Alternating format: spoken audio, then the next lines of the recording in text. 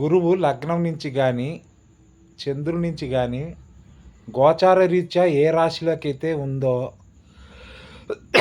గోచార రీత్యా ఏ రాశిలో ప్రవేశించిన లగ్నం నుంచి ఏ స్థానంలో గురువు ఉన్నా ఆ స్థానం మీద రాహు కర్మ ఉంటుంది.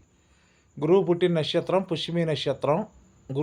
పుష్యమి శతభిషం విశాఖ నక్షత్రాల మీద రాహు కర్మ ఉంటుంది. గురువు పుట్టిన నక్షత్రం పుష్యమి. గురువు రాహు కర్మతో ఉంటాడు. గురువు ఏ స్థానంలో ఉన్నా లగ్నం నుంచి ఏ స్థానంలో ఉన్నా ఏంటి గోచారీత్యా ఏ స్థానంలో ప్రవేశించినా ఆ స్థానం మీద రాహు కర్మ ఉంటుంది. ఇంద్రజాల మహేంద్రజాల విద్యలు ఇది భ్రమ మాయ మోసాలకి పాల్పడతాడు రాహు. ఆ కర్మ అనేది మీకు యాక్టివేషన్ అవుతూ ఉంటుంది. గురువు రాహు కర్మతో ఉంటాడు.